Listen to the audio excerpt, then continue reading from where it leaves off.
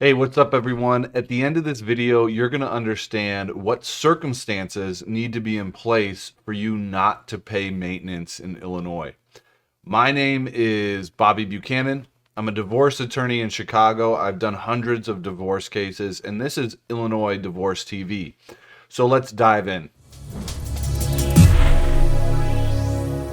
Now, maintenance is a hot topic in a divorce. It's something that some people feel is absolutely fair and others feel is totally unfair. Why, if I get divorced from somebody, should I continue to have to support them? And other people feel like, why shouldn't I be supported? I sacrificed my livelihood in order to raise the kids, or maybe this was just the status quo and it was just always understood that I wouldn't have to work. Obviously, those are two very different circumstances and probably affect how you feel about maintenance in general. I can say it certainly affects how I feel about it. Now, for the record, not that it really matters, but I do think that maintenance makes a lot of sense. I mean, let's take my own situation. I'm married. I have two kids. I'm the primary breadwinner.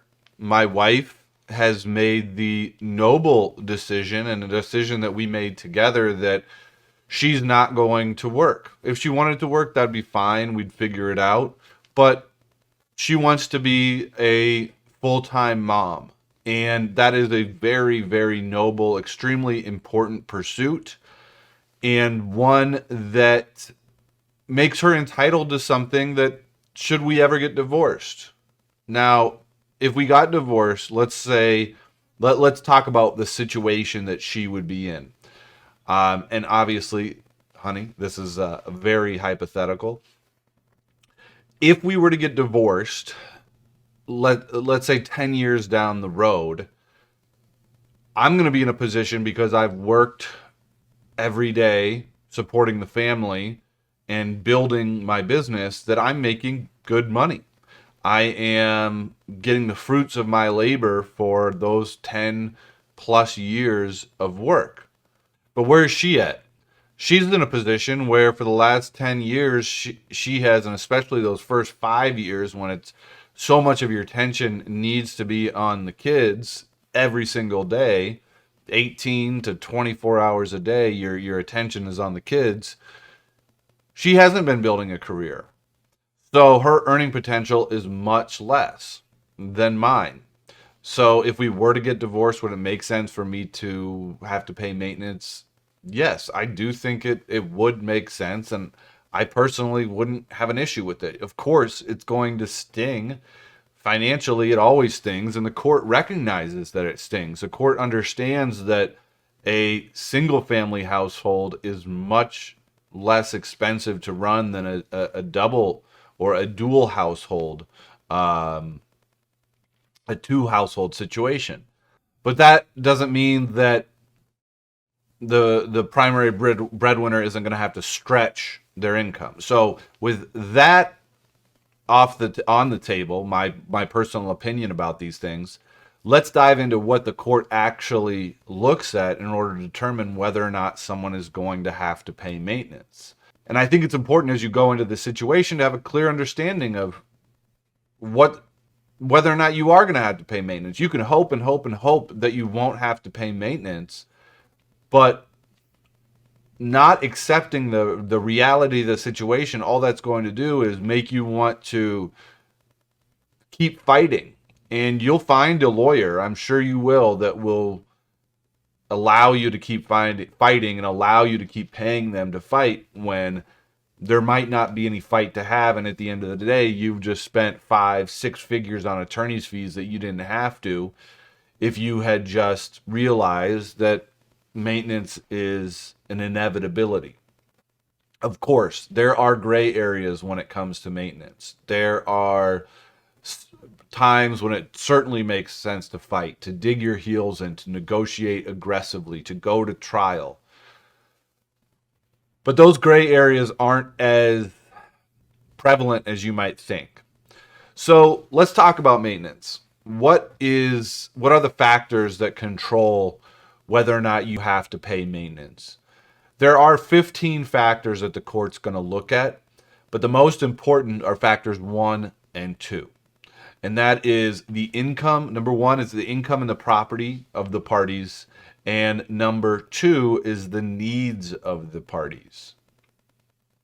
Income and property is self-evident. It is straightforward to understand what that is. But let's dive into number 2 because that's the more interesting one. What does needs mean? Well, you can easily say that your future ex doesn't need maintenance because they're capable of working. They're capable of supporting themselves. Well, that's not entirely what needs means.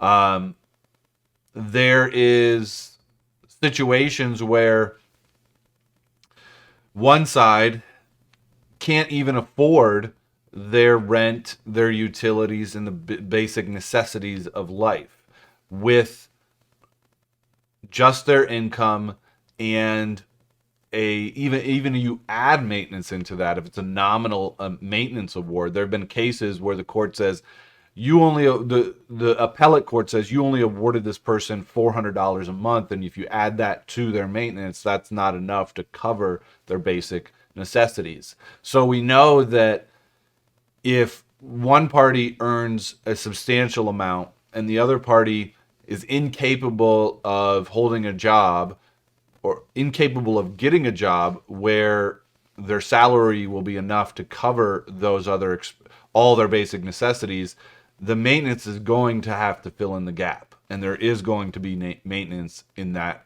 situation. All right, so that's the basic necessities.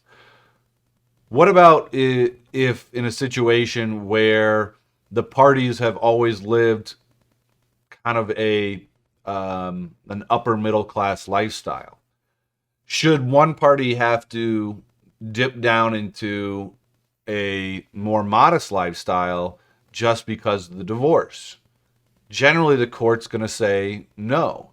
If there's a large disparity in income, then the court is going to say, okay, the person who makes more money is going to have to make up for the deficit that the other person has.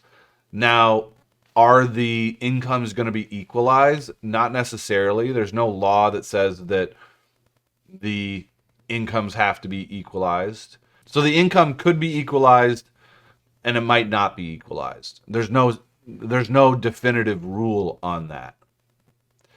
So if you're in a situation in your marriage where one party is not working and they just refuse to work, you need to make a decision during your marriage. You need to understand that you are creating a status quo. You are creating a situation in which if that status quo, if that situation of your wife not working or your husband not working stays that same way for a year, 2 years, 5 years, 10 years, when you get divorced, the court's going to look at that. And you might say, well, I didn't decide that they wouldn't work. I wanted them to work. The court's not going to care. What the court is going to say is, well, you were okay with it because you didn't divorce them.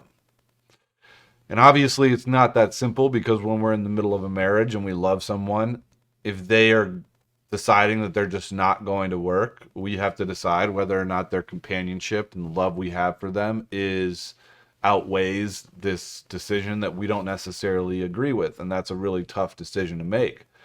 But the harsh reality of it is that if your marriage, if your partnership is one where one person is working the significant amount and the other party isn't, the breadwinner may have to continue paying after the divorce is over. Now, are you going to have to continue paying forever? Not unless you've been married over 20 years or there's some other extenuating circumstance. There is actually a formula for determining how long you have to pay. I'm not going to dive into that in this video, but you can just take the number of years you've been married or the number of months you've been married, multiply it by a certain factor, and then you get how long you have to pay. The shorter the marriage, the lower the factor. So if you have a 19-year marriage, the factor is like 0.9, meaning you're going to pay for a time equal to close to 90% of the time you've been married. So 90% of 19 is 17 or 18 years or something like that.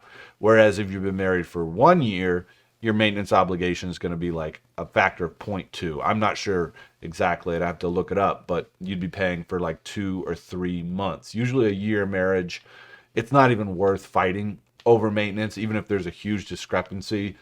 A good settlement offer in a case like that is to just give them a lump sum of, equal to 2 or 3 months of maintenance and just be done with it. You'll end up spending way more money in attorney's fees litigating that sort of thing than it's worth. So there are 15 factors. You can look at them all, but maintenance is a real thing. You can't necessarily get away from it unless you make conscious decisions during the marriage that put you both on an equal earning field or an equal playing field as far as your income and your needs. Don't forget to subscribe to this video, make a comment in whatever social media channel you see this, and check us out. Check out more videos if you want to learn more.